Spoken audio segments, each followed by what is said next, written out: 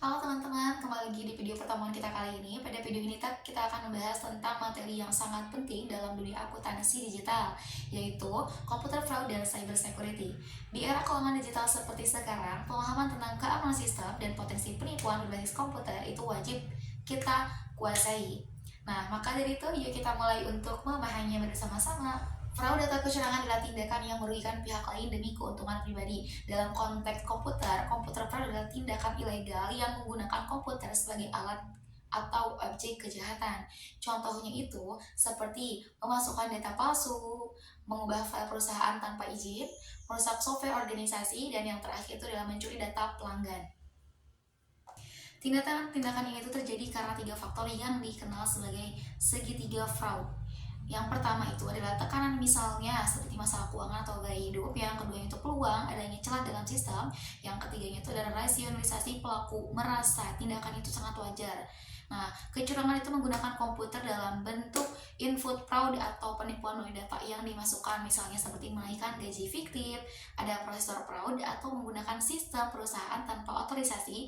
Dan yang ketiga itu adalah data fraud, mengubah, merusak atau mengambil data tanpa izin. Dan yang terakhir itu adalah di output fraud, mencuri atau menyalahgunakan auto system seperti laporan keuangan.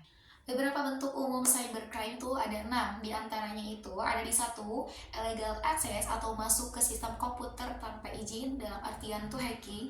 Yang keduanya itu adalah illegal content, menyebarkan konten ilegal atau menyesatkan. Yang ketiganya di data forgery atau memasukkan data digital.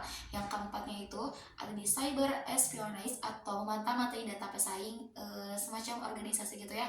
Yang kelima itu ada di data theft, pencurian data biasanya itu diikuti oleh identity theft.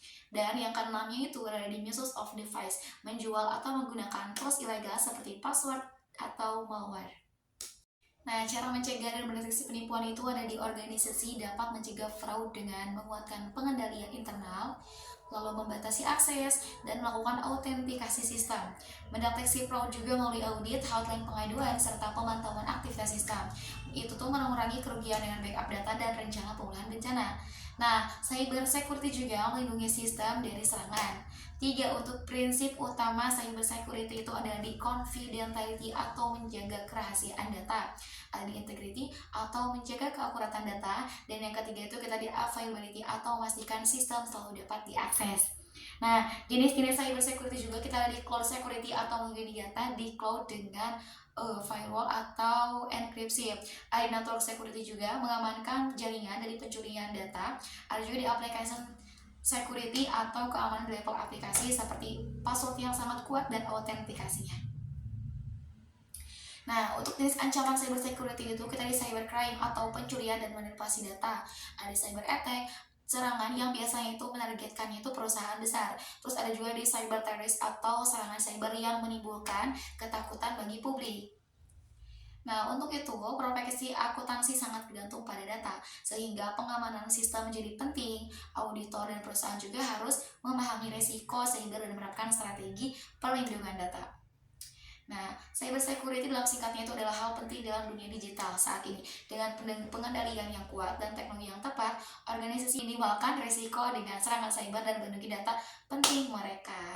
Oke, untuk itu terima kasih buat teman-teman yang udah tonton video aku sampai akhir. Aku izin sampai ketemu di video selanjutnya.